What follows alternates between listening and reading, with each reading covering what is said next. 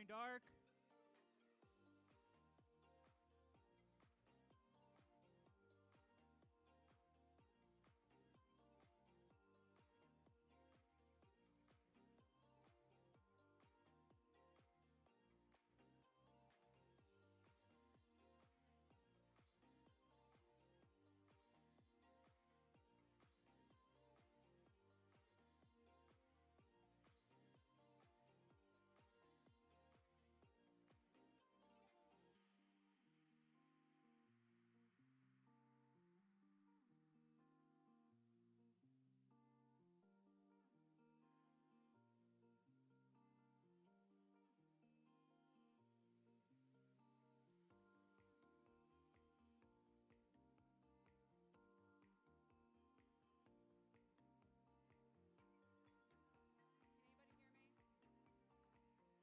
Screen's coming down.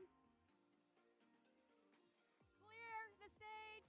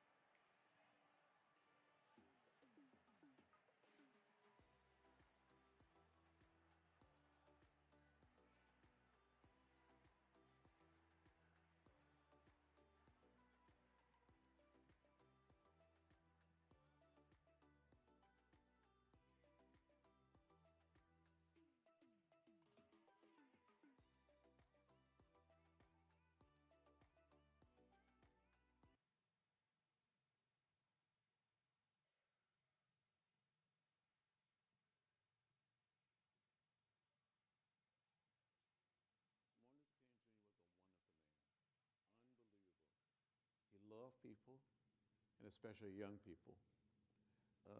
He loved a joke. He could tell stories that would make you laugh or make you cry.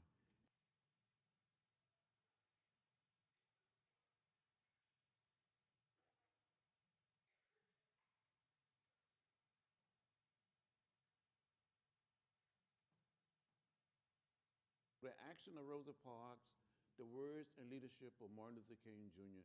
inspired me to do what I could to bring down the walls of segregation.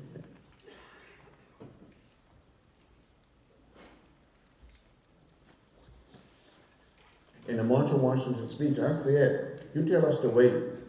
You tell us to be patient. We cannot wait. We cannot be patient. We want our freedom and we want it now.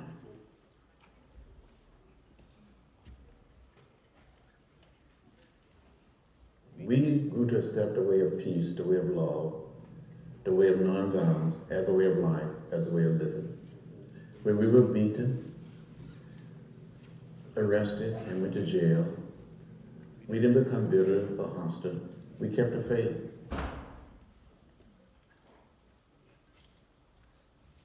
You know, we didn't have social media. Some places we didn't have a fax machine. We had an old memory machine. We didn't have a cellular telephone, but we used what we had.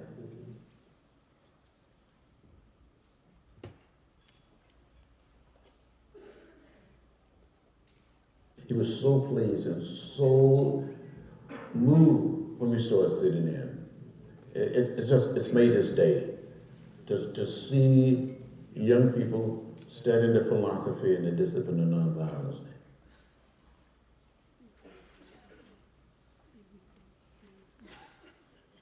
Dr. King invited me to become a member of the board of the organization. In 1962, before I became the chair of the Student Nonviolent Coordinating Committee, he was my friend. He was my hero. I loved him. He was like a big brother.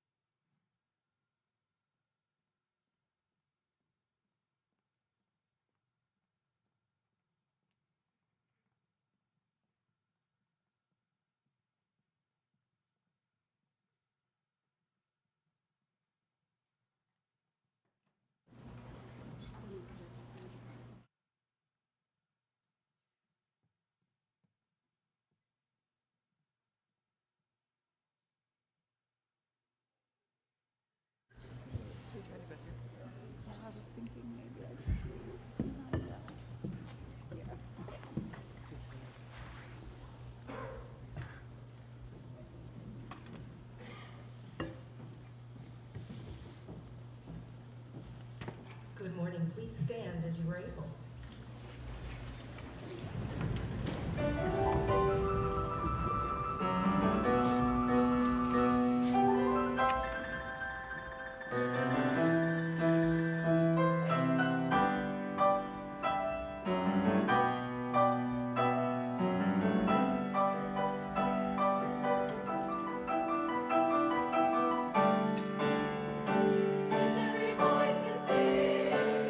Every voice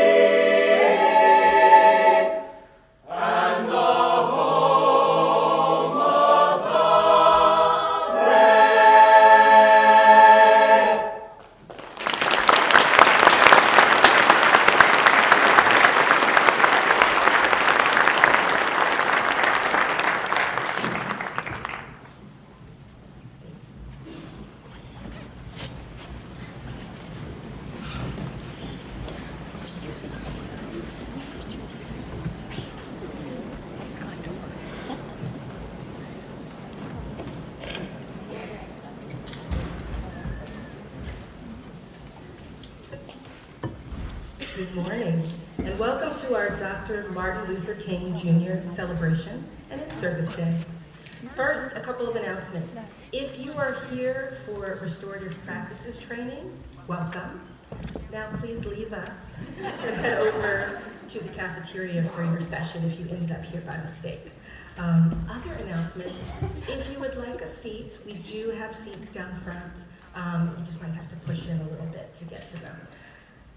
With that said, welcome. My name is Tanya Black, and it is my privilege to serve as our District Director of Equity, Inclusion, and Belonging. And I'm very excited and thankful that you're here with us today. Today, we share the stage with scenery from our upcoming Thespians production, You're in Town, which we are happy to do because we're sharers, and you'll hear more about that later. But you see that wonderful stagescape was loaded in behind us yesterday. As we begin, I would like to start by acknowledging a few of our special guests, including our senior administrators. And please hold your enthusiastic applause until all are standing.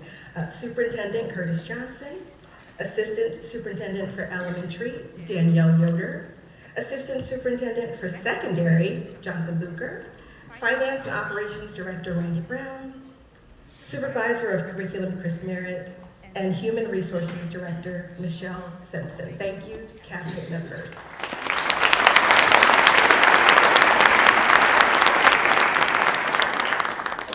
In addition, I would like to thank our Board of Directors members who were able to join us this morning, Dr. Deb Anderson and Dr. Carlene Peppercorn. Would you please stand? Thank you so much.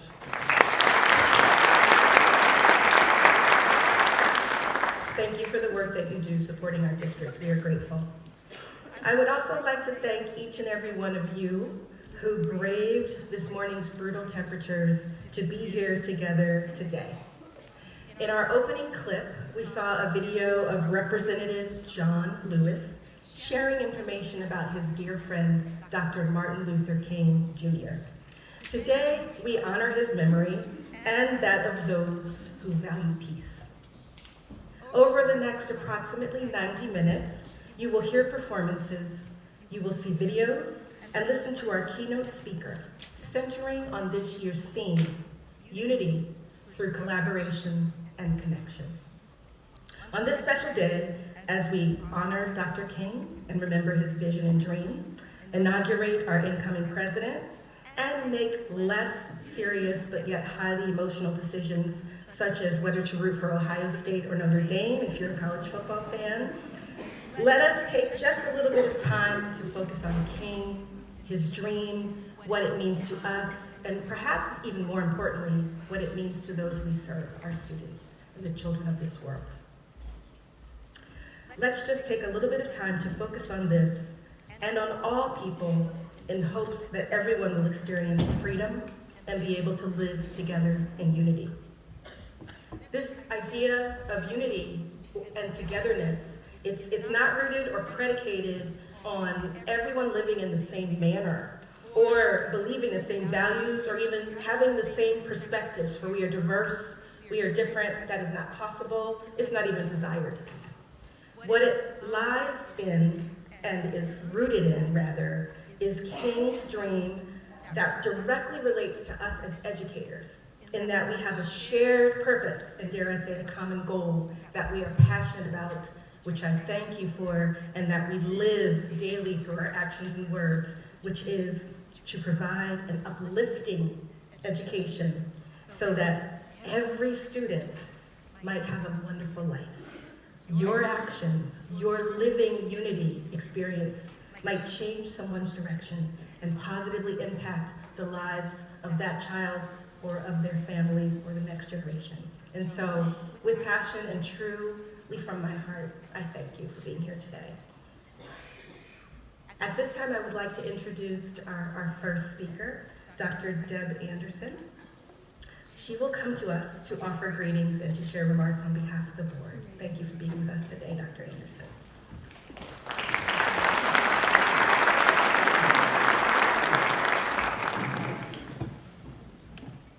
Good morning. First, I just want to share a couple thoughts from Amy Bader, who was supposed to be here, the board president. First, I'm so sorry and disappointed not to be joining you this morning. COVID upended our family schedule and I'm on parenting duty. I'm so appreciative of Dr. Anderson sharing my brief remarks with you. So I'd like to share what Amy had prepared for you today. Life's most persistent and urgent question is, what are you doing for others? Dr. King, Montgomery, Alabama, in 1957. What I know is that everyone in this room has dedicated themselves to doing for others by becoming a part of the world of education. Students are always at the center of who we serve in education, but the others you do for are made up of so many more people. This day of professional development is a hallmark of that effort. Much of what you will undertake today is targeted at improving the experiences of students, but the path to get there is one taken together and in collaboration with one another. This day with your colleagues is an opportunity to build one another up and learn from each other. My hope is through these experiences we continue to build a more unified SCASD, one that does for others, students, families, and importantly, for each other. Wishing you an invigorating and engaging day.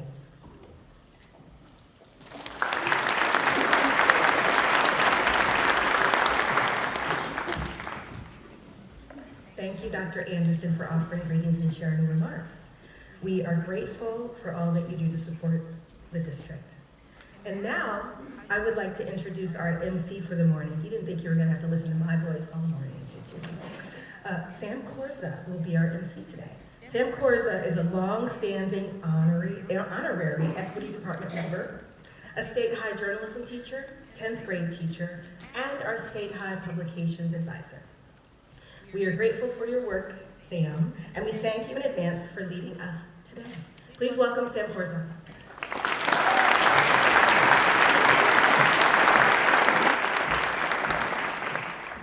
Good morning. I'm sorry to disappoint. I know that most of you were really hoping that Tanya would lead us through this holy service today. Well, welcome. The Reverend Martin Luther King Jr. gave his iconic I Have a Dream speech in 1963 on the Lincoln Memorial. He chose this location in part to honor President Lincoln, quote, as a great American in whose symbolic shadow we stand today, end quote. Now, we sit here honoring Martin Luther King in the same way with a dedicated in-service day. Today's theme of unity through collaboration and connections served as the inspiration for our next performer, Tristan Rogers. Tristan is a senior at State High whose studies and interests include music composition, music performance, and the culinary arts. Tristan plans to attend Penn State after graduating this June, and today he will perform an original song that he wrote to focus on this year's theme, specifically the consequences that occur without it. Here's Tristan Rogers sharing Eye for an Eye.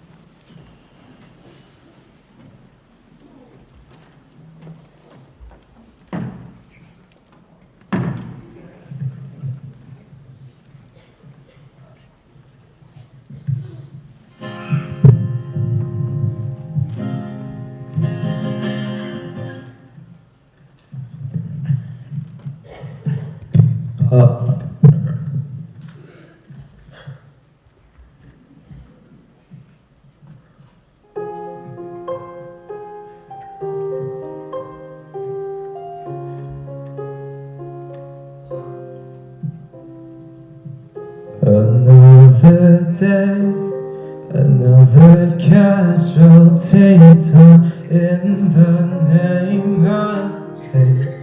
We're fueling flames of an age-old story filled with hurt and pain. We hear the cries deep in the night, but we try to justify every strike we make in spite. But we're running out of time. An eye for an eye, we've lost who we are inside, clashing tides of tears collide, drowning in a world gone blind. We wage our wars in darkness, spilling blood till there's nobody left to fight. Eye for an eye.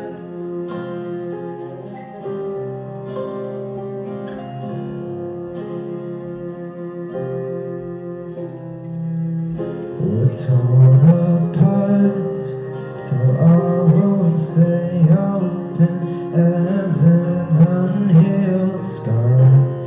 Tainted hearts, building walls and castles like a house of cards, stuck in a cage of endless pain. And we never seem to change. To forge our way through fear and rage.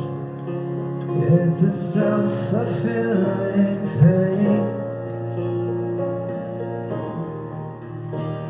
An eye for an eye, we've lost our sight of who we are inside. Clashing tides, the tears collide, drowning in a world gone blind. We wage our wars in darkness, spilling blood till there's nobody left to fight. Eye for an eye.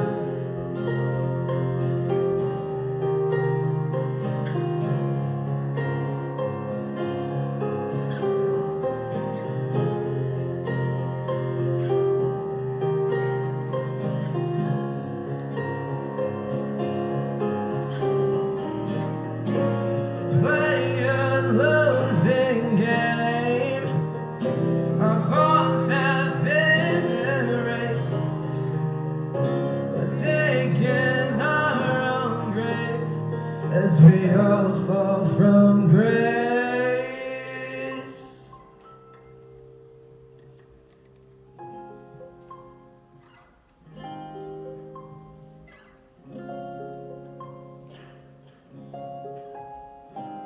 An eye for an eye, we've lost our sight, drowning in a world gone blind.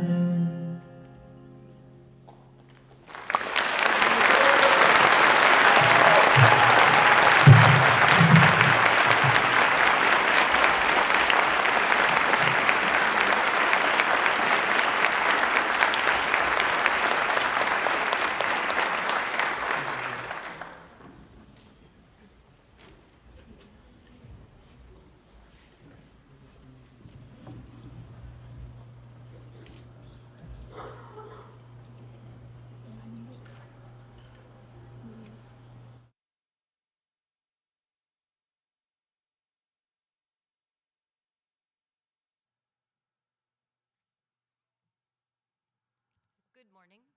My name is Alex Croswell. I'm our district's bilingual family liaison. I created a brief slideshow to highlight some of our English language department and students. The goal is to share a few photos of the life and learning of English language learners throughout our building. While some of our students were born in the United States, others have only recently arrived. Regardless of where they were born, all of our ELLs bring elements of their distinct cultures and customs with them when they enter our doors. Throughout the school year, these differences are celebrated by teachers, shared with new classmates, and woven into the fabric of our schools. They are one small part of what makes our school district so very special. We are lucky to have them with us. I hope you enjoy this glimpse into the day-to-day life of our district's English learners.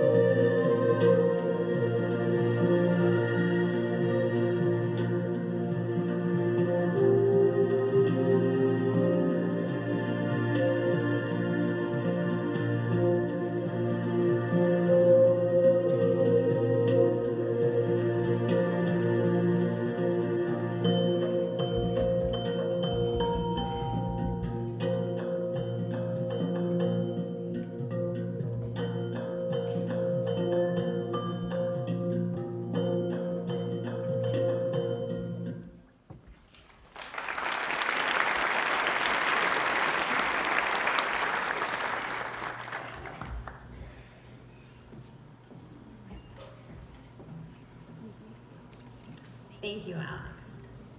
Next, I would like to introduce our State High Master Singers, directed by Eric Clayton. They will perform Walk Together Children in honor of Penn State Choral Director Tony Leach, a light of unity within our community who recently passed. Let's welcome our State High Master Singers.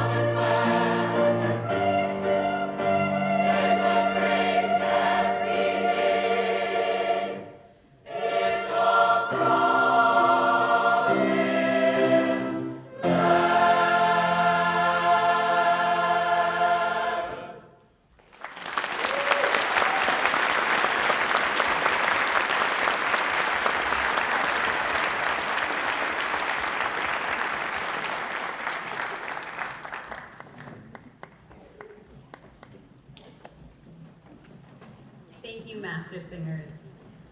I know how hard it was for us to wake up this morning and get out here with the cold weather, so I really appreciate them coming out, especially on their day off from school.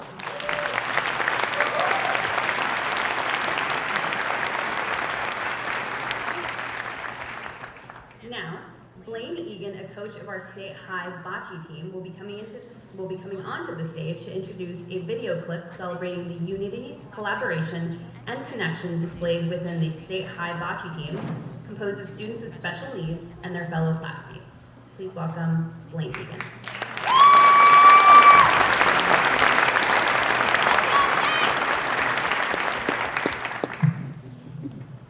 Hi everybody, I'm Blaine. So Unified Bocce is really cool. The Unified means that it is through Special Olympics and also PIAA, so it is split evenly amongst students with and without disabilities. And we have 13 really amazing students from State High and also LifeLink that come every Tuesday, Wednesday, practice. They're really great. It's a really fun time. I think it's really important to have these types of teams, especially at a high school level, because it not only gives our students with disabilities the visibility and inclusion that they deserve, but it also teaches our students without disabilities how to work with students with disabilities, because they don't have that experience all the time. And I think it's just really great to create that sense of belonging and just give every student an opportunity to participate in something they might not do. We also have a home match this Wednesday in the South Gym, so if you're free at 4:30, I think it'd be great if you guys could come out. So thank you.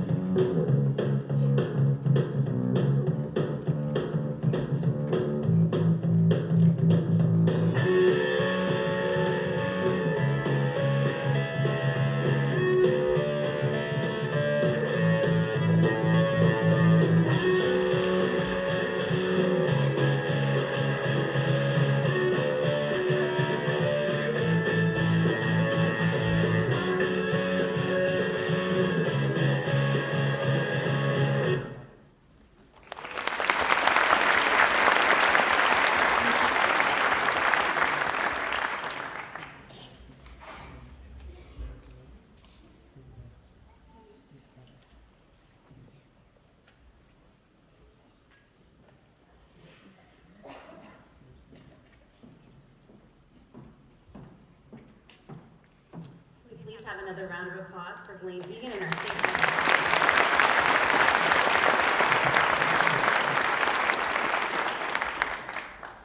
Now, we are excited for our Roots of Life dance and drumming ensemble to take the stage.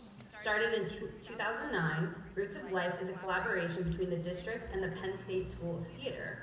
Elementary, middle, and high school students perform West African dance, drumming, and other arts while forming lasting bonds with each other. Please welcome Roots of Life.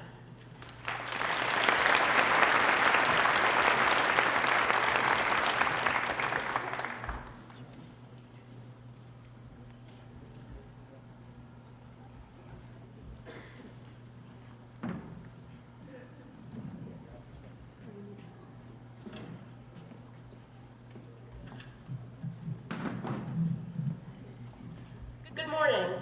We are Roots of Life. Roots of Life is an arts education program in the State College Area School District that brings students from across the district together to build community through artistic expression, drumming, dancing, and much more. We are excited to be here and extend our thanks to Tanya Black for the invitation for us to perform today.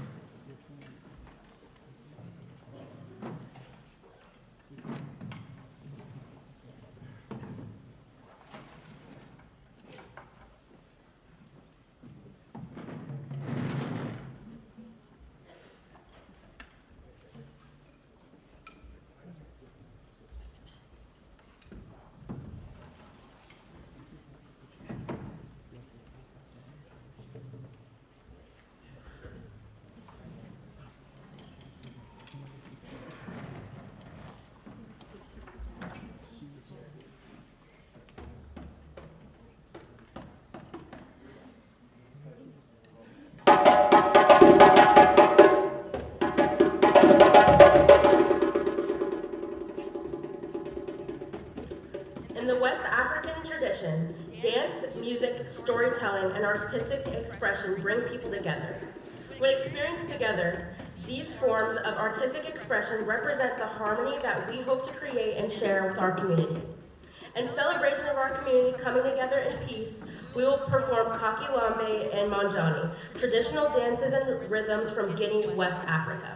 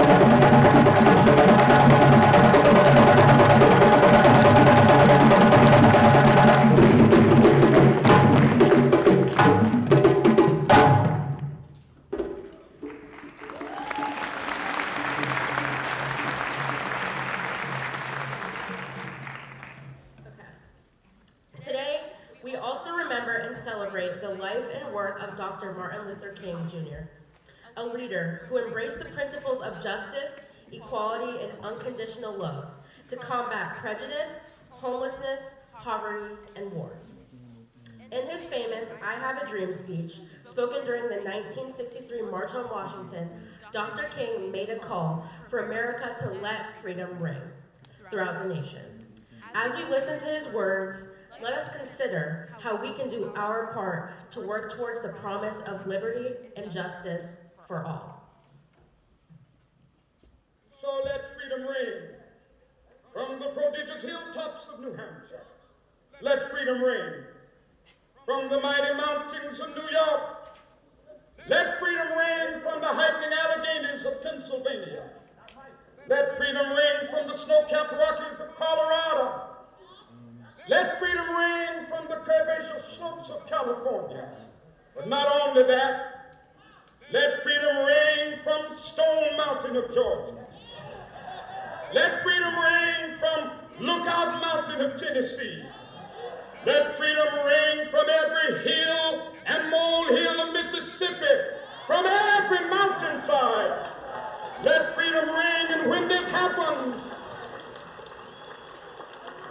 when we allow freedom ring, when we let it ring from every village and every hamlet, from every state and every city, we will be able to speed up that day when all of God's children, black men and white men, Jews and Gentiles, Protestants and Catholics, will be able to join hands and sing in the words of the old Negro spiritual, free at last. Thank God Almighty, we are free at last.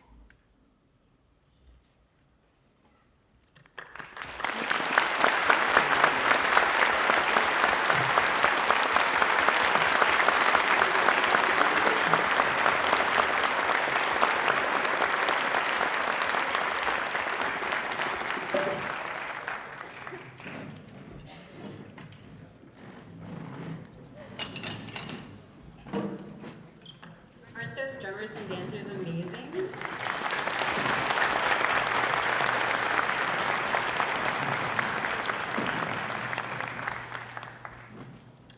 Really, it is barely 9 o'clock and they were really dancing and drumming, and if you were not awake before, you were definitely awake now. So, thank you to their leaders before Franklin and Kara Kulik. And now it is my pleasure to introduce our keynote speaker. Dr. Michael Wade Smith is a Senior Vice President and Chief of Staff at Penn State University, where he facilitates the attainment of the university's operational and strategic objectives and provides strategic counsel to President Neely Bendapudi. With extensive experience in higher education management, he previously served as Vice President for External Affairs and Chief of Staff at the University of Louisville and in various leadership roles at the University of Kansas. A recognized leader, Smith has been honored as one of Louisville Business's first 40 under 40 and has been appointed by Governor Shapiro to the State Board of Higher Education.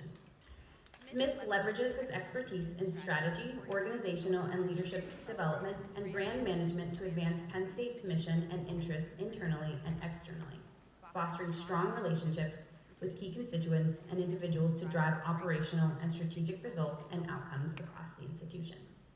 He holds a Doctor of Education degree from the University of Pennsylvania and an MBA and bachelor's degree from the University of Kansas. Today, Dr. Smith will share thoughts on our MLK Day theme, Unity Through Collaboration and Connection. Please join me in giving a warm welcome to Dr. Michael Wade Smith.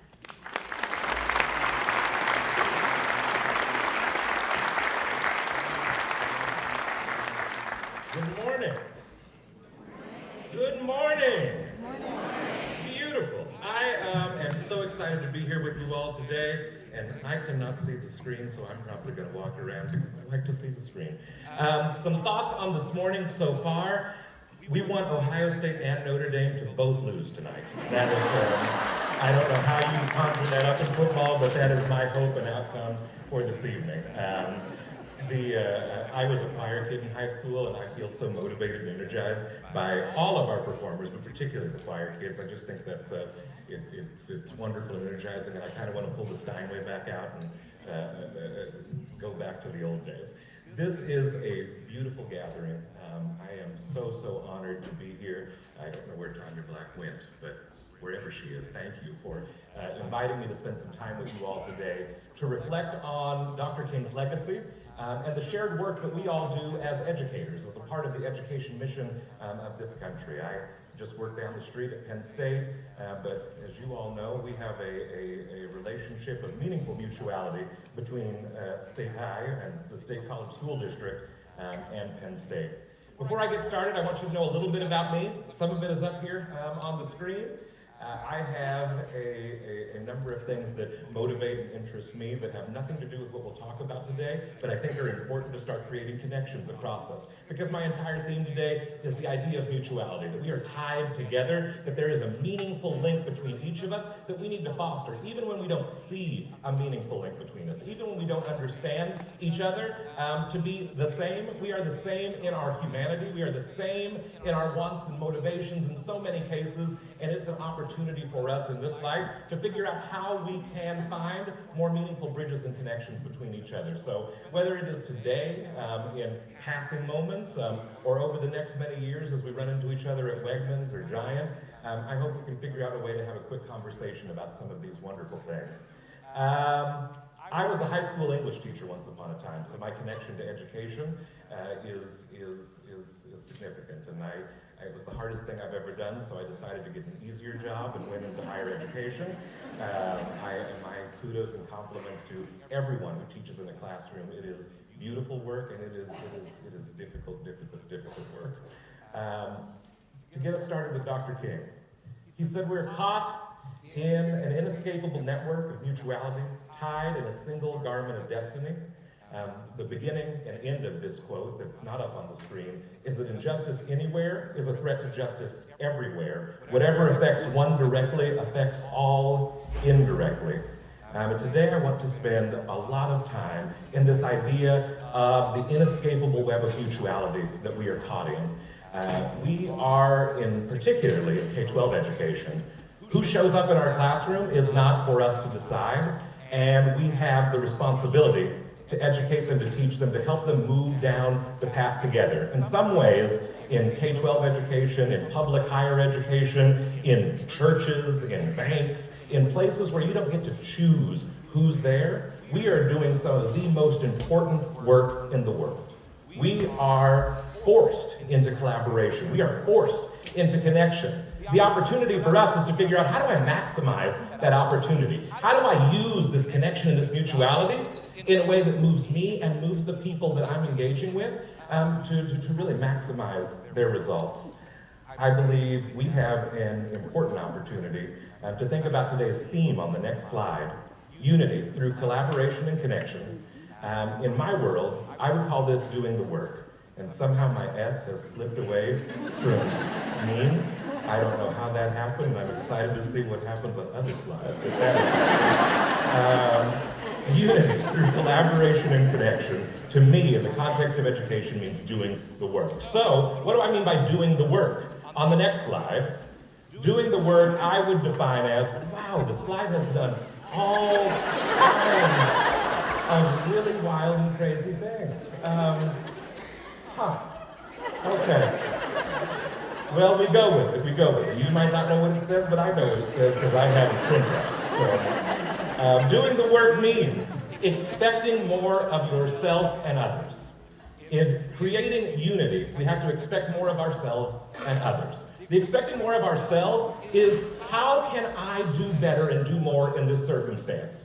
The expecting more of others is holding people accountable to stay in relationship and to stay in connection. It is so easy today with phones, with our social networks in our homes, to check out of relationship.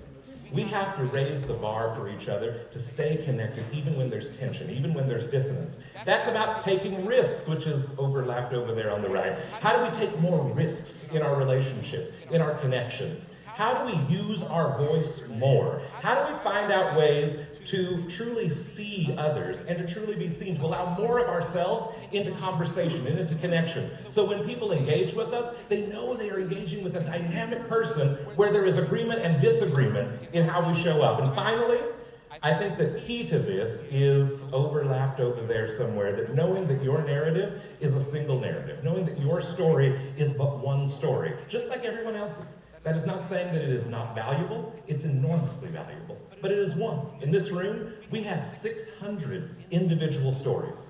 The opportunity that I believe Dr. King gives us is how do we find out as much about each of those stories as we can and use it for the benefit of all of us. The tie of mutuality is significant. So when I say doing the work, I am saying the same thing as unity through collaboration and connection. But for me, doing the work is the manifestation of that. Dr. King said, if you can't fly, then run. If you can't run, then walk. If you can't walk, then crawl. But whatever you do, you have to keep moving forward. When I think of the power of connection and action, I think back to my experience as a teacher, a high school teacher in Newark, New Jersey. I taught at Eastside High School at the Ironbound. I was right out of college. I did Teach for America, which probably all kinds of opinions on Teach for America. I was only there for 2 years, and that's why people have lots of opinions on Teach for America. But it was a life-changing experience. And the picture here is a plane landing at Newark Airport. This airport is a 6-minute drive away from the high school I taught at. In the background is Manhattan, is downtown Manhattan. You can, in most houses on the east side of Newark, see the New York City, the Manhattan skyline. And I was blown away that in my classroom, in my high school English classroom, almost none of the students had been to New York City. You can walk from Eastside High School where I taught, a 10-minute walk to Newark Penn Station, and you can take back then, a $2.50 PATH train into downtown Manhattan, and a $2.50 PATH train back. For $5, you can go from Newark, New Jersey, into one of the most magnificent cities in the world and back. The vast majority of my students had never done that. I didn't realize that until almost a year into my teaching journey, and was like, how does this happen? Why is this, what is happening in our society, in our culture, in the story of these students, that this isn't a possibility? So I started to ask my students, like, have you ever gone to New York? Why would you not go to New York? It's right there. We should go to New York some weekend. They said, it's too expensive. My mom won't let me go. What would I do there? I can't get into anything. And I was just, I was saddened, I was blown away, but what this led me to was talking to some of my other teachers in Teach for America at other schools throughout Newark Public School District, saying, is this the experience of your students as well? And they started asking the same question, and we found that students all over the district were a stone's throw away from New York City and not experiencing it for a whole number of reasons that were very true to them. Finances could be a real issue. But what we were finding more than anything is that students feared not knowing what was over there. Newark, in some ways, even though it's a very large city, kind of feels like a small town. It is a large immigrant community, many different immigrant communities, and there is a tightness in Newark, New Jersey. People have been there for generations. There's a safety. And New York was the wild, wild west. People didn't know how to connect there. People didn't know what they could get.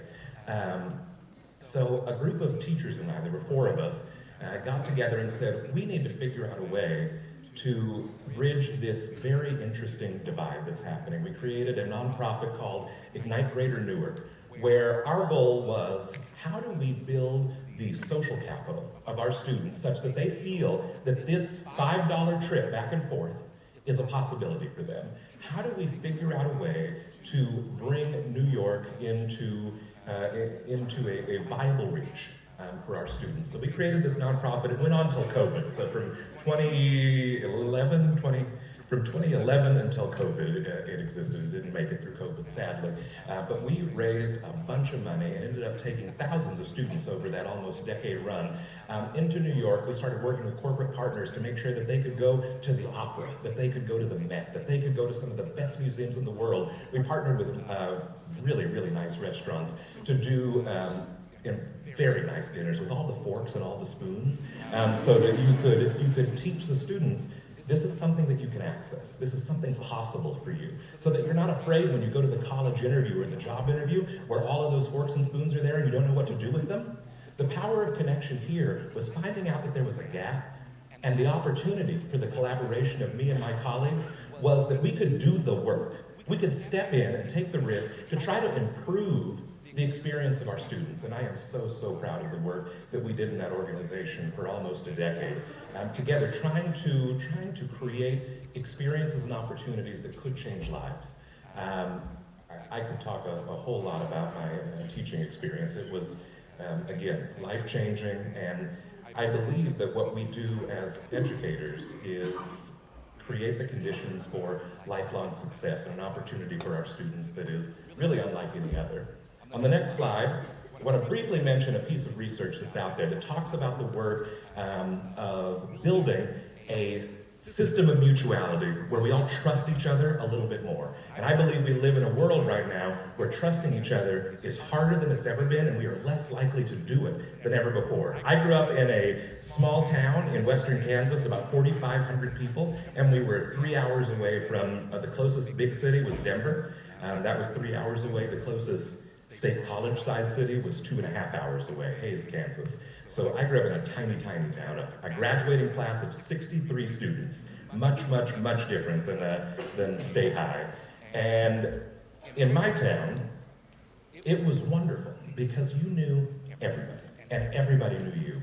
And it didn't matter your stripe, your political party, your wealth, your position on any number of issues. You didn't have enough people to have the luxury of exclusion. Everybody was just part of this web. And of course you had people you liked less and liked more, but you needed each other. In a town that size, you need each other. So there was always this wiring in my head that community is this inescapable web of mutuality where you need each other. And as we moved through time, and we've had social media and politicization of all kinds of things, I think we've started to lose this want for each other, this need to understand that we need each other to thrive. And to start to get that back, there's a theory of generative interactions. The theory suggests what I believe I experienced growing up, that you have to be intentional about going out and creating connection over and over and over again with people that are in your network and in your circle, particularly those that you just don't really want to do that, can have that connection with. Though you have some fear of connection for some reason, you need to go and connect with them. You have to have intentionality in building the relationship. That can be as simple as a hi, a hello, a constant greeting to see what kind of conversation sparks over time. And then returning to grow and develop when something breaks. On some day, you're going to find out that the person that you're greeting, that you're trying to engage in conversation, is having a bad day, and they don't respond to you. They turn around, they scoff. There's something rude, there's a tension point.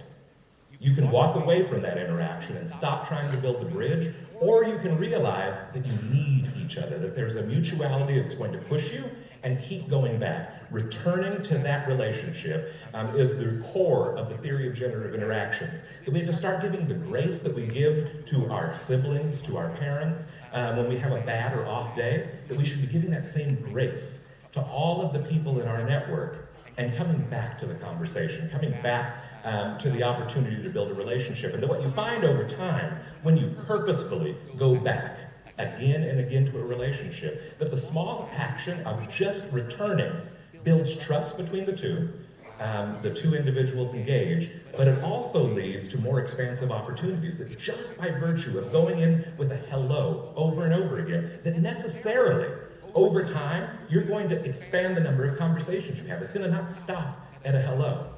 20, 30, 40, 50 times past that hello, it's going to be, how's your family? How was the break? After that, it's going to be, what did you think about what happened in the newspaper? What did you think about what happened downtown? The idea of returning, even when you don't get something back immediately, is critical to the work that I think Dr. King set us up to do. So one of my challenges to the group is finding opportunities for us to continually go back to the well of this human connection. When I think about this well of human connection that has the opportunity to push us forward, particularly in education, I think of this wonderful woman in the center here, Mrs. Sarah Short.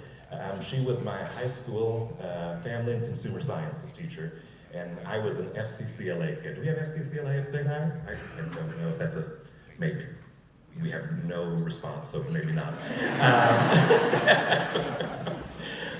Mrs. Short was, again, my high school FCS teacher, Family and Consumer Sciences, and she changed my life Many educators have changed my life, but I want to focus a little bit of time on Mrs. Short and her impact. I grew up in, again, this small western Kansas town in a home that was multi-generational, with a mother with pretty significant mental health issues when I was growing up. And home was not where I wanted to be. Home was the last place I wanted to be.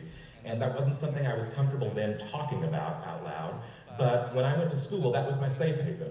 And I was one of those kids who, I was tall, I could speak, I had a big enough ego that I was unafraid of these kind of situations. So leadership tracks started to open up, and I wanted to do all of that I could.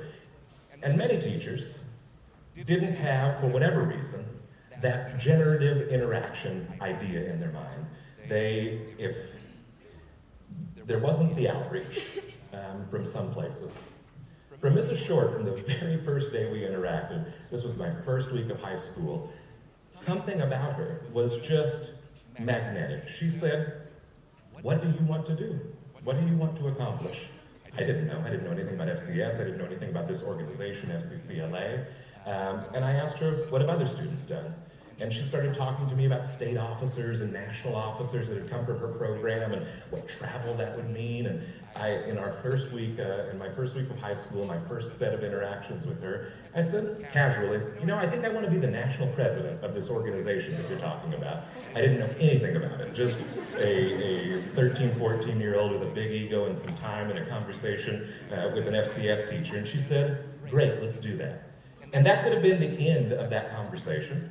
I might not have joined the organization, but Ms. Short decided that I was going to be a part of her generative interactions. And every time I was in the hallway, she called me back into her office and she said, "What are we going to do? You should compete in a competition this year. We should go to the next district meeting. You should think about running for an officer position in our chapter." She grabbed me in. And when I didn't want to think about FCCLA, she was constantly putting back in front of me an opportunity to grow.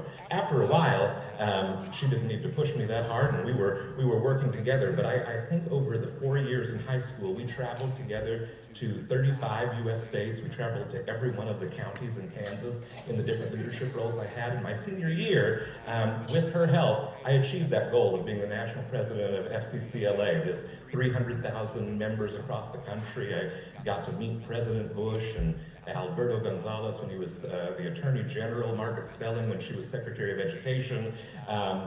It was a life-changing experience because of a single set of conversations my first week of high school from a teacher who said, "What do you want to do?"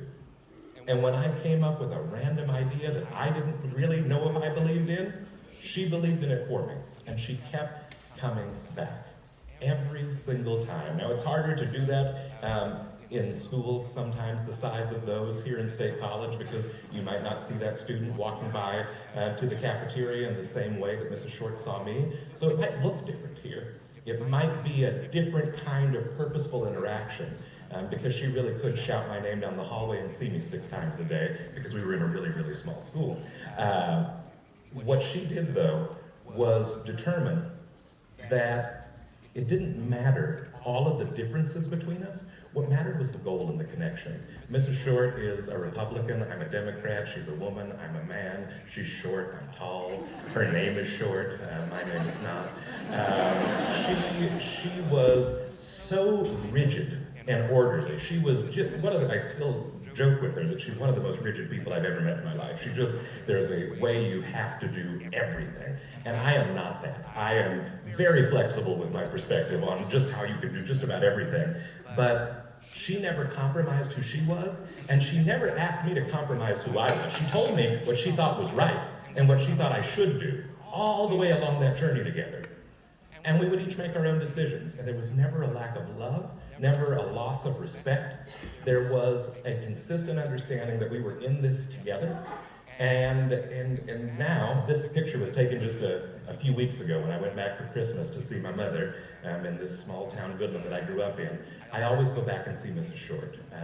There are really only 2 or 3 people I always go back to see. But this high school teacher who fundamentally changed my life is someone who's a part of my family. She's truly, truly, truly extraordinary. And I took my partner, Keisha, back to meet Ms. Short for the first time, and just had a beautiful evening connecting and remembering a lot of the stories from this period of life where where she made an impact like the impact that so many of you are making in your students' lives. One where we knew the differences don't really matter, but the opportunity to push forward and to create a life worth living really happens. So Dr. King said, if we're to have peace on earth, our loyalties must become ecumenical rather than sectional. Our loyalties must transcend our race, our tribe, our class, and our nation, and this means we must develop a world perspective. So I want to talk just briefly about barriers, and I want to hear some of your thoughts on barriers here in a moment. I believe that one of the challenges that we have in this world, as I said a few times, is that we are pushed now to think sectionally in a way that we have never thought sectionally before. We are being pinned against each other by the media, by any number of things happening, the social media, the media, our colleagues, the advertisements that we're getting in every space. We are being pushed to believe we are so different from one another in a way that just wasn't the case 20 years ago, certainly 30 years ago, certainly 40 years ago. And I believe this timeless quote is one we have to hold today because the barriers of silos, the barriers of identity politics, the barriers of framing diversity in the ways that are inherently problematic are too easy to give into. So I want to ask a question to the room on the next slide. What are some barriers to creating unity in 2025 in your worlds? Shout them out to me. What are some barriers? Politics is certainly a barrier, and we're going to talk more about it. What else is a barrier? Economics is a huge barrier. Absolutely. What else? Technology is absolutely a barrier. What are some other barriers? Financial barriers, more economic, socioeconomic barriers. What else? Religion is an interesting barrier, no question. What else? Attention span. Oh my God, yes. You can't have a generative interaction if you can't hold just a 15-second conversation. No question, no question. What else? Attitudes? Beautiful. What else? Age. Absolutely. What else? Mental health. No question. What else? I mean, it's a really good list. Those are like all of the big things. What was it? Language. No question. And we had English language learners up on screen before. I thought that was incredible. Language. Any others? Joy. Culture. Joy. Oh, I love that one. What does that mean? Who said joy? I don't know where you are. Now you have to talk, though. It's a really good answer. What does that mean? How is joy a barrier? Because if we are to love, which is an action, yes. Fuel for that, and none of us are feeding our own joy through dance, laughter, the SEX word, whatever. Yes, yes, yes. All those things at the first couple layers of Maslow's hierarchy. We need to feel full as humans to be able to be in community and relationship with one another. I love that answer. Thank you. I can't really see you in this space, but thank you for that. I think that is a beautiful one. It is the case that these barriers they feel insurmountable. They feel like if we try to attack them and we do it wrong, that we are going to be canceled, that we are going to be tweeted about, that we are going to have something terrible happen. And I think we have an opportunity in this moment that we're in to try to overcome that, to try to give more grace. I know that sounds Pollyannish, but it's going to take a commitment from all of us to decide that that's what we want from society again. That we want to fill our cup with joy so much that we have no other choice but to connect with people, to share that, to be able to contain that joy. And the barriers in front of us, all of these things that we've said, make that feel so impossible and scary. It makes it feel scary because of the next slide. This idea of intent versus impact, which I want to leave you with and touch on only briefly. When we try to cross these barriers, when we try to have a conversation with someone of a different age, with someone of a different race, with someone in a different SES bracket, with someone who thinks fundamentally different than we do, with someone with different politics, with someone who doesn't have as much joy as we have in our heart. When we do that, sometimes we're going to say the wrong thing, do the wrong thing, create the wrong moment, and it's going to impact the other person in a way that feels less than great. You're going to feel that tension. You're going to feel that dissonance. Your intent might have been great, but the impact as it landed was not great. We often have a good intent, but the impact of what we say or do can have a different unintended effect on the audience, on the person. In this moment, this is when we retreat from generative interactions. We don't go back. We run away. We feel fear. My request for this group today, and for the year ahead, is that when we reach this moment where there's dissonance between intent and impact, that we own the dissonance. We say, I'm sorry for that. I see that what I intended to say was X and how it impacted you was Y, and I'm sorry for creating that moment for you. And then we move on, and we come back to that interaction again. These big words, these big ideas that are pulling us apart, have created the sense in us that intent and impact, when they diverge, can't be overcome. And we have to keep coming back to a world where we can overcome them because we need each other. On the next slide, I want to talk a little bit about politics. You shouldn't talk about religion, money, or politics. I hope to talk about all of them because those are I think, some of the great connection points in our society. And Dr. King was a reverend, so almost all of his quotes are in some ways intimately linked to our religious story. The political spectrum in our country, it's beautiful that we're doing this on Inauguration Day. I'm sure there are some people in the room that believe at the swearing-in ceremony later today, the world will end. And I'm sure there are people today who believe at the swearing-in ceremony that the world is just beginning and we are being saved from something terrible of the last 4 years. And I'm sure there are a whole bunch of people in the middle. Probably most are in the middle of that. I grew up in a family, again, I'm half black and half Mexican. I'll talk about that in a little bit too.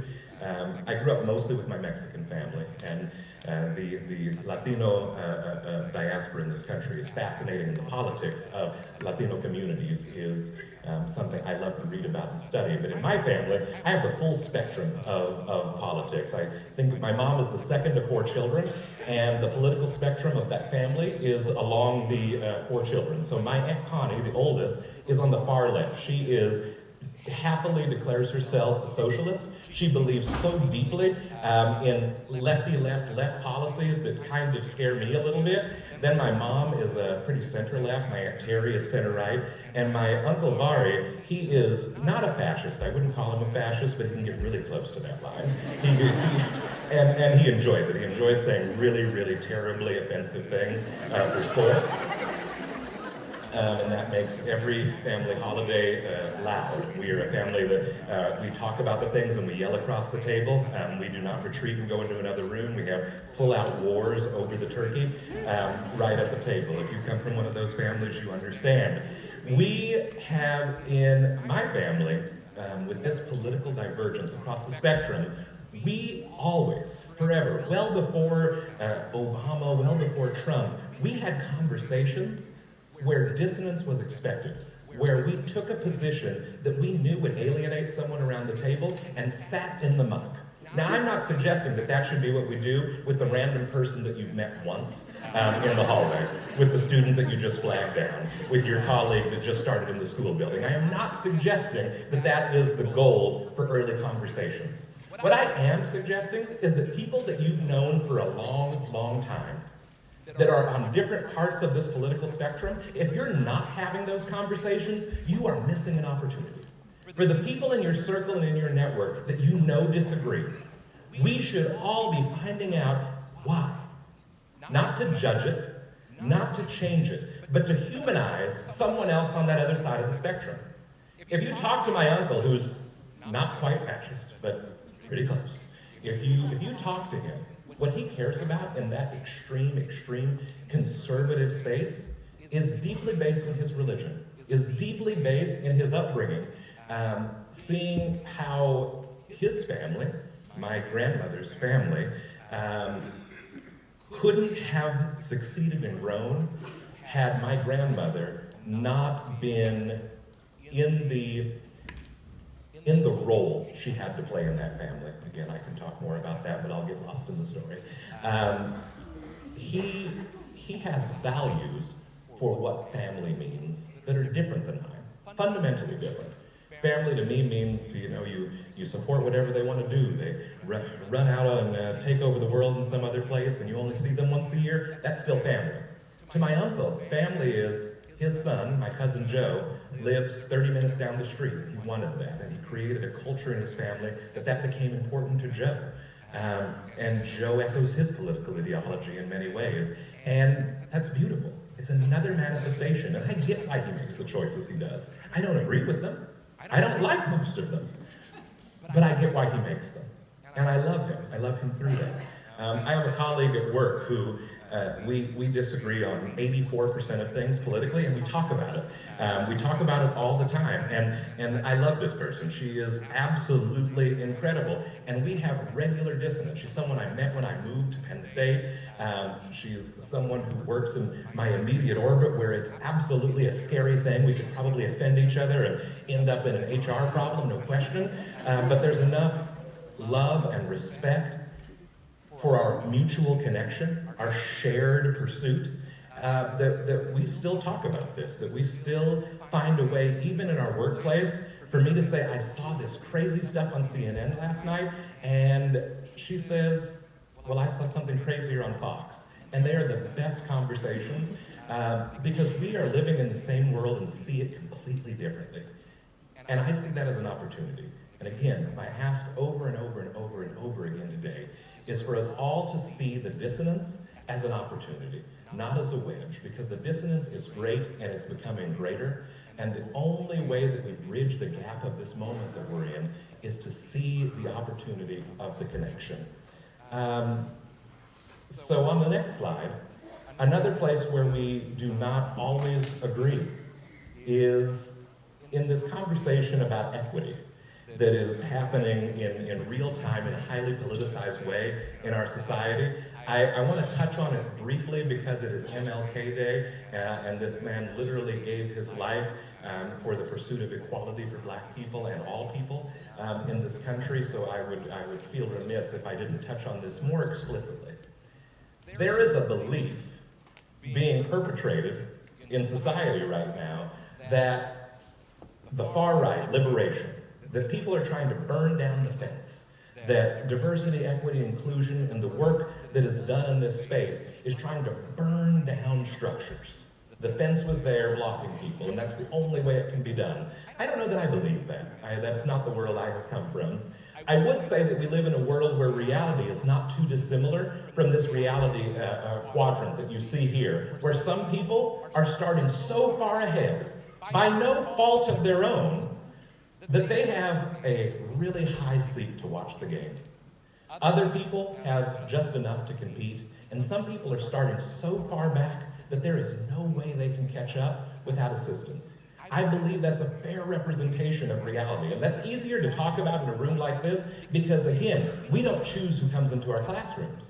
You all see the dissonance. You all see all of this. It's sometimes harder to see at a Penn State because we set an admission standard, and if you can't meet that bar, you don't get in.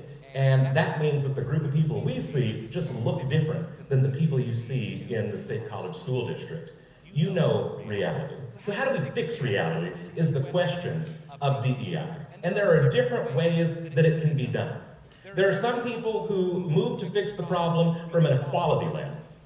Give everyone the same. We will offer the same interventions, and that will improve things. There is a case to be made. I would offer that it's not one box that you give everybody, but it looks like if you gave everybody 2 boxes, everybody would be at least able to see the game. There would still be imbalance, but everybody would be able to see the game. I think that's not the right answer. You might disagree with me. I believe in equity. I believe absolutely in creating systems and structures and leading from a mindset that not everybody needs exactly the same thing to have the same starting point, to be able to watch the game in the same way, and that we have an opportunity and a responsibility as leaders to create conditions that are equitable. Equitable meaning one person doesn't need anything. They're fine. They can see the game from their starting point. Someone might need a little bit more and someone might need a lot. But we have an opportunity to give everyone the same view at the start. That doesn't mean we're going to guarantee the same outcome for everybody. We're not going to tell you which team is going to win, but we're going to give everyone a fair shot. I believe deeply in that. And again, there are some leaders out there who do think the answer is burn it all down. In the same way that we're spending a day talking about MLK, we could be spending a day talking about Malcolm X, contemporaries at the same time who fought for 2 different things.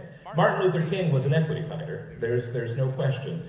He talked about liberation, but liberation for him wasn't burn down the Capitol. Liberation for him wasn't, it was inherently nonviolent. Malcolm X had a different view. He was a liberation fighter. He was, how do we destroy and dismantle the system such that we can rebuild something new in its ashes that supports more people? We needed both of those fighters. We needed both of those people in the struggle to get anything done. We would not have had the concessions in the Voting Rights Act had there not been the fear being created by Malcolm X and the Black Panthers. We needed that pull of a liberation fighter for the equity work to take hold in this country. So I don't ever want to demonize liberation fighters. I believe we need them. I believe that perspective is valuable. And you can be an equity fighter and still be doing responsible, valuable, important work. The one thing I hope that none of us have is an acceptance that reality is okay, or a defiance that reality isn't real. And if this is not what you perceive as reality, well, then we should talk about that. And to that point, at the end, we're gonna turn up the lights. There are 2 microphones down here. If you have questions you want to ask so we can be in dialogue a little bit before we end, I would love to hear your questions and would love to engage in a bit of a conversation. We live in silos based on these buckets and our view of what is real in our society. On the next slide, we have Dr. King, who said, "I am convinced that men hate each other because they fear each other. They fear each other because they don't know each other, and they don't know each other because they don't communicate with each other, and they don't communicate with each other because they are separated from each other." MLK gave this speech at Cornell College in 1962. We are not in real community with each other, not at the intersection of dissonance. And the opportunity that we have is to find out how to bridge that gap. So I hope that when you leave today from the session, not from the whole in-service day, that one of the questions you are asking yourself is, how do I bridge the divide? Who in my circle that I could be more connected with, that I'm not?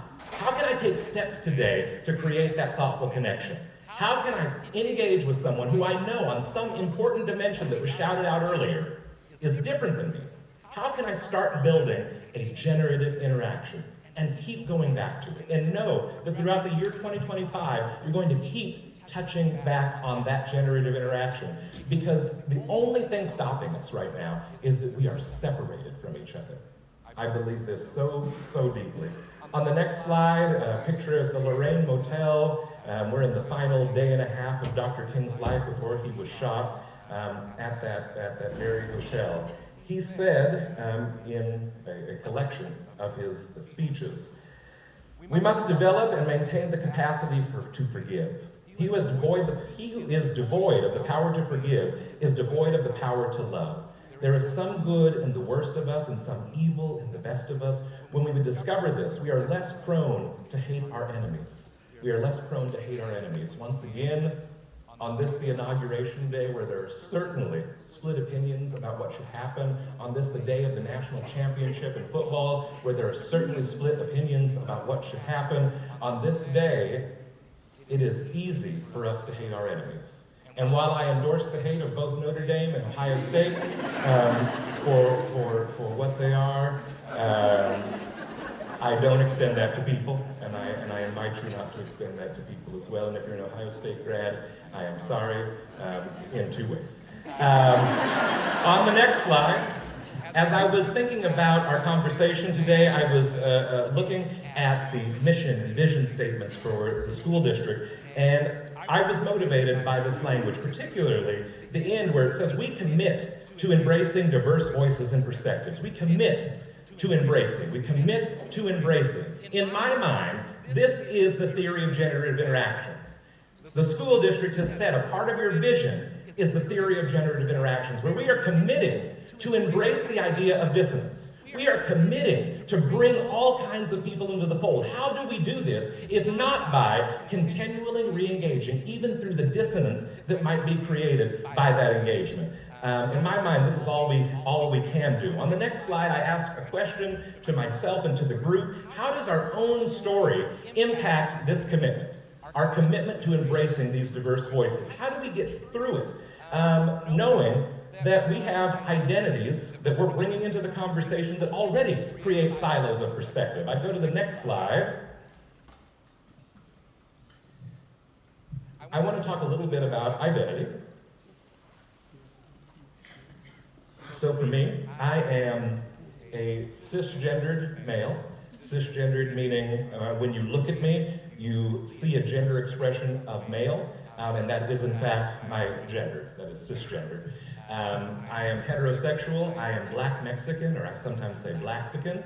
And when I moved here to Pennsylvania, to State College, I saw somebody with a personalized license plate that said Blaxican, and I wanted to chase them down. Like, that's my family, and it was incredible, and I'd like to know who they are, but I don't know how to do that legally. But if you see them or you know them, please send them my way. That is enormously exciting. SES, I am paycheck upper class, I like to say, because my paycheck would signal one thing, but the reality of my life is such that I send a lot of money back to different parts of my family to support them in a way that doesn't make my life feel like that, like the paycheck would indicate. I am currently able-bodied, and important when you're thinking about ability to remember that there's a temporary status to our current ability. It can change, so I am currently or temporarily or presently able-bodied, and you need to think about that as a part of the privilege that you carry. Age, I am young-ish. I say ish because it diminishes every day how young I am, and that makes me sad. But I work in higher education where age means a lot. You have assistant, associate, full professors, and that's just a function of time in most cases. There's a lot of effort that goes along with it, no question, but your full professors are generally much older than your associate professors are much older than your assistant professors. I work in a space where I am still young across all of those spectrums, and I think about that all the time. My religion, I would call myself a skeptical Christian. I grew up in a one-side Catholic and one-side Baptist home, and now I would say I'm Christian Church Disciples of Christ if I have to choose a denomination. But more than that, I am skeptical. I am skeptical because I believe that of all the world religions, there are so many similarities. And as I have developed friendships over generations, over decades, with Muslim people and Hindu people, and atheists, and Sikhs and Baha'is, what I find is that there is beauty and similarity in all of those stories. I think that for us to bridge divides, we need to write these down for ourselves. We need to write them down, not because we don't know them. These are things we know about ourselves. We could easily fill out this list. The reason I think it's important for us to write them down and to start to show people is that in this room, people are reacting to these. People are saying, oh, he's heterosexual. I'm homosexual. Could we get along? Oh, he's a Black Mexican. I thought he might be X. I wonder what that means. Oh, he makes lots of money. He's not going to talk to somebody like me. I'm Muslim, he's Christian. Could we connect? By putting these up, you're starting to create a sense of the gaps between us. And that's important. Because with a gap between us, it could be like this chasm of the pit, where if I take a step here, I fall through it, and that's one part of the story. The opportunity, I think, though, is to see the chasm as something that can be bridged. It's an invitation to close a divide. And we don't start to close the divide until we can see the silos that we're living in. It is the case for most of us that most of our friends are very similar to us. In American society, it's the case that for almost all of us, our closest 10 connections are more similar to us than not. Dr. King would say, how do we break that down? How do we find people who are meaningfully different in an effort to change the society? On the next slide, I would continue to offer that small steps are what's going to make the biggest action. I am not asking anybody here to leave today to do what Dr. King did, to give your life for the struggle. I am not asking that. I have not committed that. I quite like my life and like the work that I do, and I'm going to keep fighting for equity in the ways that I am. What I am asking is that everybody in the room should see that we aren't doing enough. You aren't doing enough. I'm not doing enough.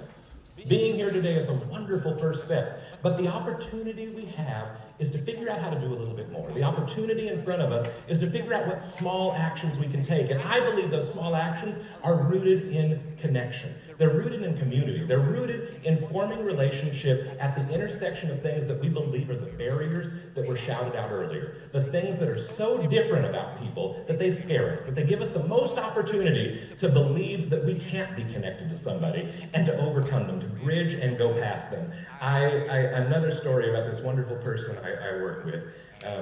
I'll name her because her name is Heather, and she's fantastic. Heather had someone come to the office a few weeks ago, and some of the folks in our office were frightened by this person. He was a student. He was not in a good place. He was clearly reacting to something. There might have been some mental health concerns going on. He was very activated, and there were some folks in our office who said, the answer here is we need to call in the police. This is the president's office. She might be unsafe. Is there something happening here? That's a very understandable reaction. Because we live in a world with shootings. We live in a world with violence and scary things. I can totally understand and empathize with that reaction. That was not Heather's reaction. Heather's reaction was, I'm going to go and talk to this student. She sat down next to the student in some chairs and said, how can I help you? How can I help you?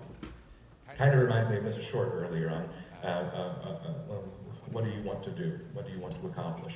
Heather said, how can I help you? The student shared that they had some course mess up, where if they failed out of this course, it was an international student, they were going to get sent back to their country. They wouldn't get the education that they were here for paid for. This was going to be catastrophic. Their family would not be supportive of this, and they were terrified. More than anything else, they were afraid. And she said, I'm going to help you. She called the person in the building that was going to be able to help look at their transcript, that was going to be able to help them triage the situation. Said, you're going to be okay. We're going to find a way through. Things like this happen all the time. We're going to figure it out. She walked the student from our office suite in the president's office, down a floor over on the other side, to another one of our colleagues' offices who could help them. And then, in about a half hour, she left our office and went down to the student just to check in to say, is everything going well? You're feeling taken care of? That student came back, and a couple weeks later, in a much more toned-down state, just to say thank you. Thank you for seeing me. Thank you for helping me. Thank you for walking me across the hall. And I think about this story with Heather all the time, because this is the opportunity of Dr. King's leadership made manifest in our lives. To see something that you could choose to interpret as a threat. And if you do, understandable. There's a world that led you to that. But you also have an opportunity to see it as a bridge-building moment to connect. To see the fear in the student's eyes, to know that there's something there. It's not a threat. It's a call for help. And to know that you have enough power to help. And the power to help was to say, how can I help you? What do you need? And let me walk you there. Let me make the connection and let me walk you there. Let me do a little bit more than I have to do to get you to a better place. And that is Dr. King's legacy. Dr. King's legacy is asking each of us to see those moments, to build a bridge, to make a connection, to change a life, and to know that we should and can do a little bit more. On our final slide, as we heard in one of the intros, life's most persistent and urgent question is, what are you doing for others? I would ask this room, what do we think our legacy is going to be? When it was about a month and a half ago, I got a text message from Mrs. Short, my FCS teacher from the earlier slide, and she said, very urgent, can you call me? And I was terrified. I was like, oh God, when you get that message, something terrible has happened. And she called, and I could tell in her voice she was really happy. I was like, okay, good, nothing terrible has happened. I'm like, what's going on, Miss Short? And she said, oh, Michael, you won't believe it. I just heard from the superintendent. I'm being nominated for the Kansas Teachers Hall of Fame, and I want you to write one of my recommendation letters for me. And I was delighted. I'm happy for her. She deserves that recognition. I was honored that she was calling me to write one of her letters from a former student, and I could brag on Miss Short for like 75 pages, but they gave me a 2-page limit, so I did what I could there. But it was this beautiful moment where this person who, for all of my young life and still feels in many ways now, has been doing something for me. What can she do for me? And it was a beautiful opportunity to say an enthusiastic yes of what I could do for this person. Our teachers matter. The work you do fundamentally matters. And the opportunity, again, that we have is this bridge building, and that bridge is our legacy. The connections that we make are our legacy. Our opportunity to create a world where there's just more trust and less hate and less division. There's really fundamentally a choice. It's to see beauty in my Uncle Barry's positions that are so different from my own. It's the beauty in my Aunt Connie's positions that are so different from my own. It's sitting down at the table and choosing to fight with each other through the tension, and to know that we're still going to be connected and in relationship on the other side, and that's okay, that's healthy, that's good. I think we can do it, and I think it's what Dr. King was asking us to do and what he modeled. And today, again, on this day of the inauguration, on this day of MLK Day, I think that the actions that we must take are probably small, but they have to be intentional, and we have to keep going back to them. And I believe that when we do, we leave a better legacy as educators, as people, as community members, and the fight for justice is one that we can win, and I believe we will. So on our last slide, I thank you. The impact you make is real, it matters, and I thank you deeply for it. Thank you.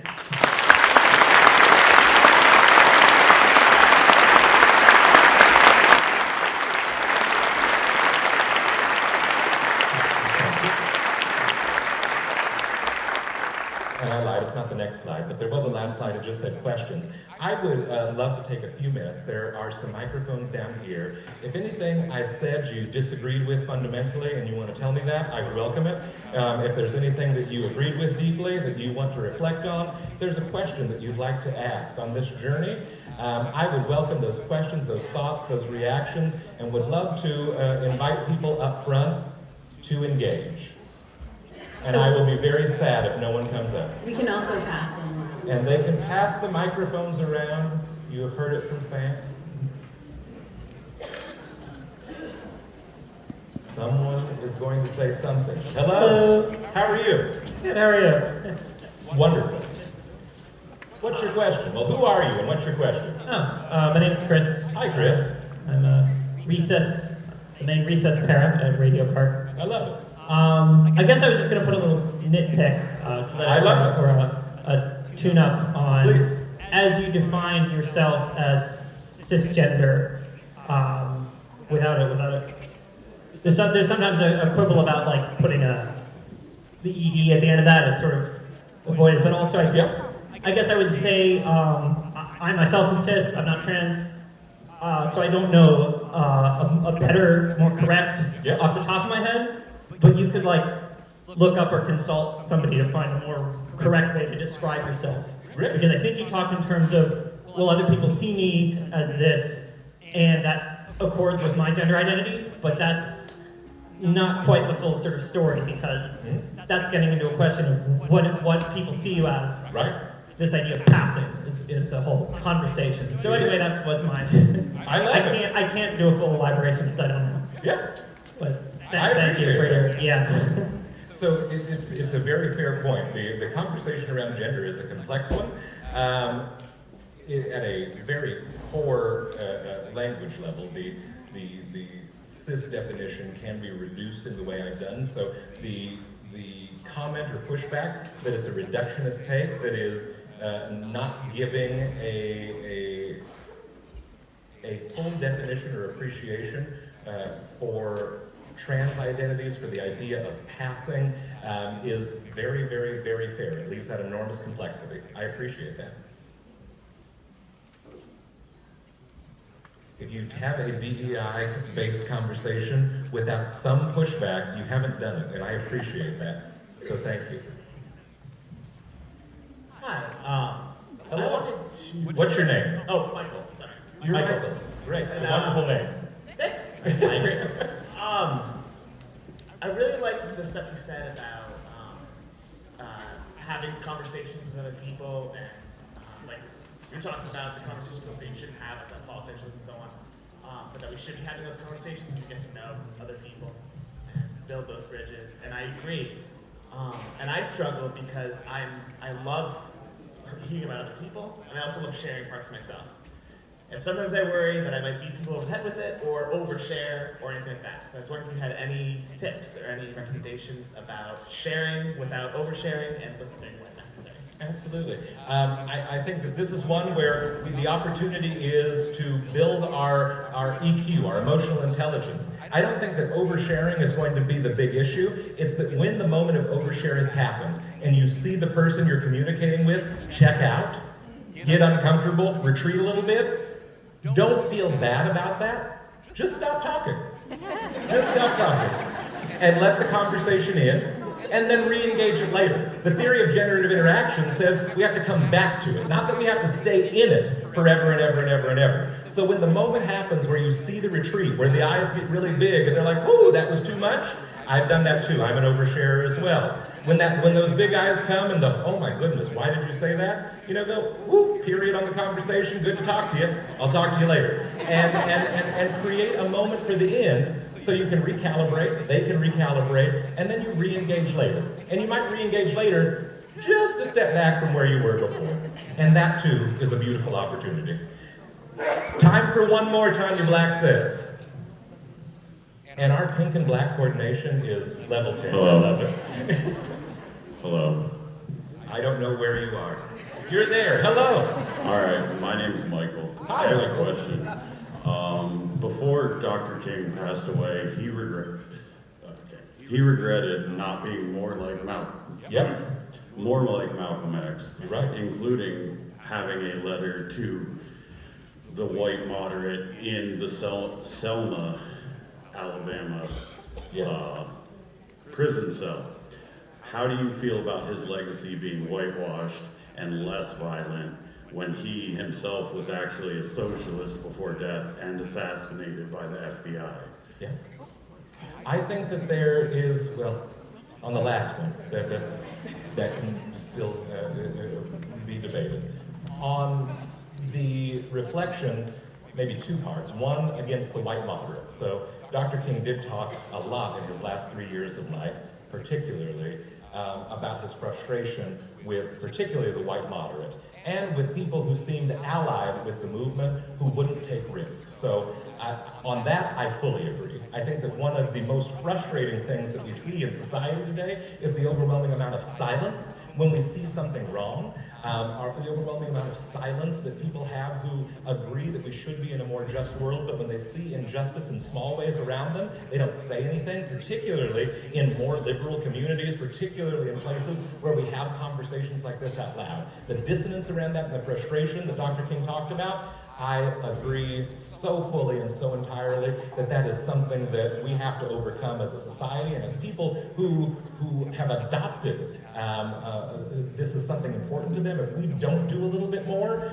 the shame of silence is significant. On the later point, Dr. King was a person. Dr. King was a person who was killed before he saw the real fruit of his labor. So to be in a struggle for as long as he was, and to not at the end of his life be able to see the result, I can imagine in the later years saying, I wish I would have done things differently. Because at the time he said those things, we were still in a really, really, really crappy place as black people in this country. So do I think that the words that he said are true to him and his experience at that time? Of course, he said them, he wrote them. Do I think, had he not been assassinated and had seen a world where his children could vote for a black president, a world that I am certain he felt was an impossibility in his children's lifetime, might he have said the same things? I don't know. So, and we'll never know. But I think it's important to know that that dissonance was created in his life at the end of his life, and you're absolutely right. And he also said that he knew failure was going to be a part of the story.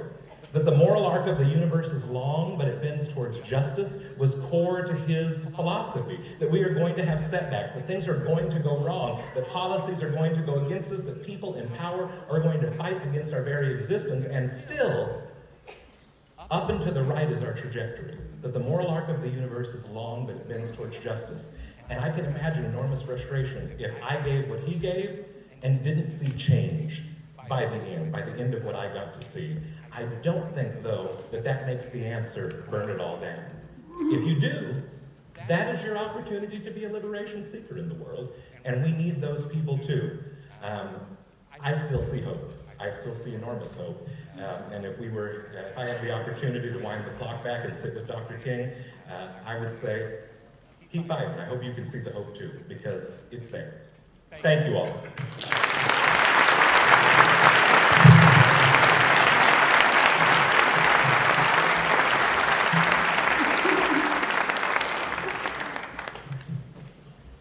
Thank you so much, Dr. Smith. Another hand of applause for Dr. Smith.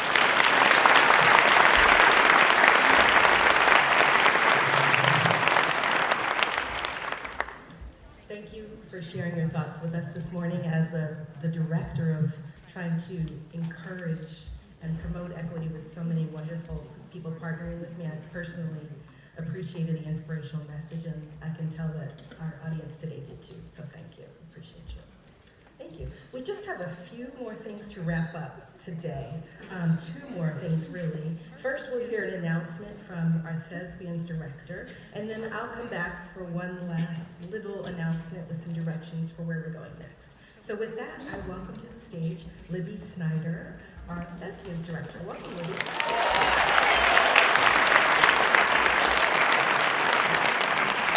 Hey, good morning, everybody. As Tanya said, my name is Libby Snyder, and I spend my days at Grays Woods. Shout out to the Wolfpack. Awesome. Where I'm the librarian, and just as a side note, if you know a librarian, you all should know a librarian, ask them about what's happening with SCASD Reads on February 5th. But that's not why I'm here. In the evenings and afternoons and weekends, I'm the Thespians advisor, and I wanted to just come up and tell you what's going on up here. As Tanya mentioned earlier, our amazing events today have, we've been sharing the stage with the almost completed set for our musical production, which opens next week, January 30th.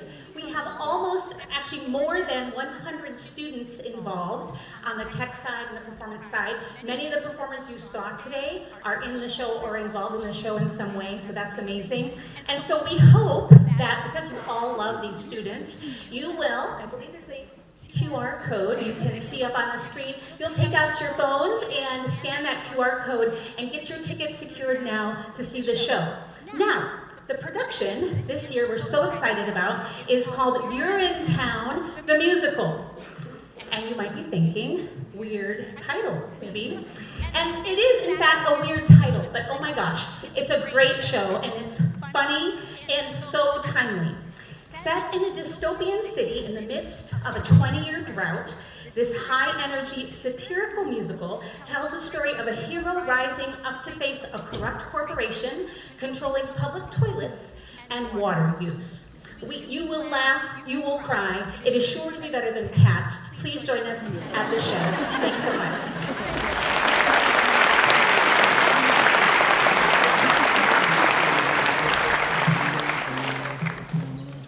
Finally, I would like to thank those who made this morning possible, starting with our keynote speaker, Dr. Michael Wade Smith, our performers, and so many others. including our first and foremost, our state high maintenance crew with Mike Fisher for clearing everything out so quickly. Thank you so much, we appreciate you. Our equity department, whether you're official or honorary, we thank Trish Storch, Aaron Moon, Alex Croswell, Sam Corza, Susie Thomas, Lisa Shank, and Shannon Wysong, plus many others who stepped up to help today. We thank our facilitation group leaders who will be leading our sessions at 10:10 in just a little bit. Danny Crow and our art department for the Unity artwork that you'll see to your left when you exit the theater. Chris Rosenblum and Emil Mark from our communications department. Our tech gurus, many of whom you don't even see, were backstage and in the sound booth, including Erin, Marie, and Vanessa Harpst. And finally, last but not least, Megan Shaper and Teresa Ganau, along with our food service department for providing breakfast for us today. Please give those individuals a hand.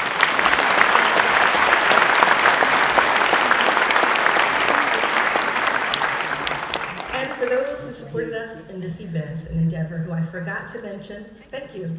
Not mentioning your name is not my heart, it's my head being, full in this moment, so I thank you as well if I forgot to call your name. Finally, as we draw to a close, I would like to give you just a few quick directions, so please hang in there with me. Your next activity will either be discussion groups in various classrooms. As you head out, we have posters to show you where to go, or if you're not scheduled for a discussion group and you are scheduled for a safety session led by the great Jason Walker, please return to this room. And if everyone could get to their locations as close to 10:15 as possible, we would be grateful. On your way out, please feel free to have any breakfast items that are left. And again, from my heart, thank you for this day. Take care.